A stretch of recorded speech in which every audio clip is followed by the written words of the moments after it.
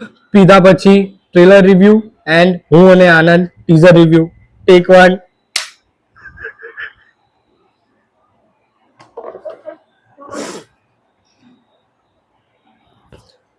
પીધા પછી ટ્રેલર ભાઈ કેટલા આમ કહેવાય ને 2-3 મિનિટનું જે ટ્રેલર હતું ને એની અંદર સ્ટાર્ટિંગ થી એન્ડ સુધી ભાઈ રેન્ડમલી કંઈ બી ચાલી રહ્યું છે. મને તો એવું ફીલ થયું.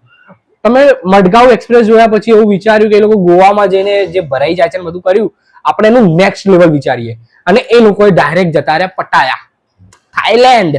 અને થાઈલેન્ડના ગુજરાતીઓને જે રીતે બતાયા છે ભાઈ, અને એમાં તરજાની બાડલા ભાઈ જે રીતે થાઈલેન્ડના લેકામાં જે રીતે ગુજરાતી બોલી રહ્યા છે ભાઈ, માસ્ટરપીસ સિનેમા. તમે વિચાર્યું હશે ના મુન્ના ના આ તેરે નામનો સલમાન ખાન બની ગયો. મને એવું લાગે પિક્ચર જોયા પછી બાલ ઉડાવી દેવા પડશે, સેકન્ડ હાફનો સલમાન ખાન બનવું પડશે એવું લાગી રહ્યું છે મને.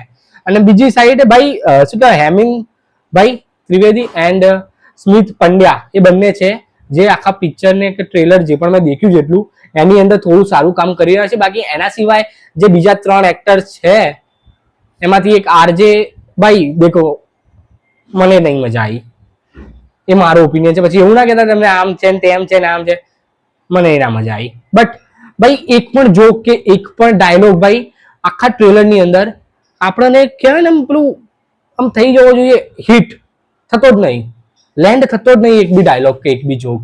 શું કરવાનું, આમ રેન્ડમ લાગી રહ્યું છે આખું ટ્રેલર. જે કોમેડી કરી રહ્યા છે એકદમ ફોર્સફુલી કોમેડી લાગી રહી છે.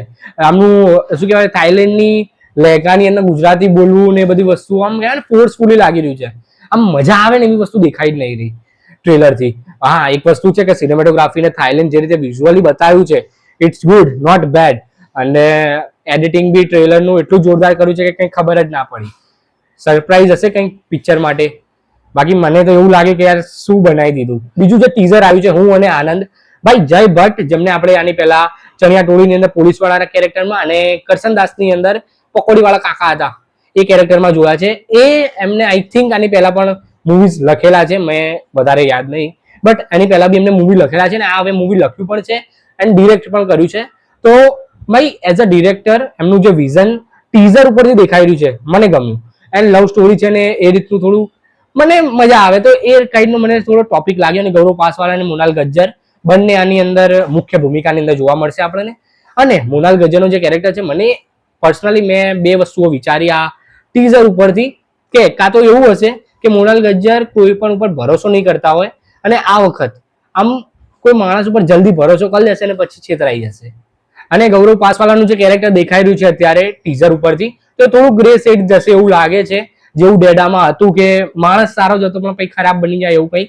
કાં તો એના સિવાય પણ એક બીજી થિયરી મારી એવી છે કે ટોક્સિક થઈ જશે રિલેશનશિપ. સ્ટાર્ટિંગમાં જે લાગે કે નવા મળ્યા છે તને સારું લાગી રહ્યું છે, પણ ધીરે ધીરે જેમ રિલેશનશિપ આગળ વધે અને પછી જે ટોક્સિક બની જાય એની કંઈક વાત કરશે એવું મને લાગી રહ્યું છે. મારા તેરે નામનો સલમાન ખાન જ બરાબર હતો. પીધા પછી જોયા પછી છે ને હરી ગયું મારું યાર ટ્રેલર જોયા પછી. બટ આ મને ટીઝર બીજું ગમ્યું કે ના એની અંદર કંઈક લાગી રહ્યું છે, કંઈક સ્ટોરી વાઇઝ કંઈક જોરદાર પ્રેઝન્ટ કરશે. બાકી વિઝ્યુઅલી બી જે પ્રેઝન્ટેશન છે ભાઈ ટીઝરથી ટોપ નોચ, મજા આવી ગઈ. બાકી જય Bhatt as a writer and director શું કરે છે શું નહીં તો મૂવી આવશે ત્યારે ખબર પડશે. પણ ખોટા ટાઈમે આવી રહ્યું છે ભાઈ મૂવી. ક્રિસમસ ઓલરેડી ભાઈ, કિંગ અને ડૂમ્સ ડે જેવા મોટા પિક્ચરો આવી રહ્યા છે ભાઈ એ ટાઈમે. તો તમે યાર બહુ ખરાબ યાર ખોટી રિલીઝ ડેટ તમે ચૂઝ કરી છે આઈ થિંક. બટ આગળ પાછળ પણ થઈ શકે છે, કુછ ભી હો सकता है ભાઈ यहाँ પર. જોઈએ હવે શું થાય છે શું નહીં. બાકી કેવો લાગે તમને આ વિડીયો કમેન્ટમાં જરૂર જણાવજો. પીધા પછીનું ટ્રેલર તમને કેવું લાગ્યું? મને જેવું લાગ્યું એવું જ લાગ્યું કે થોડું સારું લાગ્યું મને કહેજો. બાકી મને તો ભાઈ જય માતાજી. મળું નેક્સ્ટ વિડીયો માટે. બાય.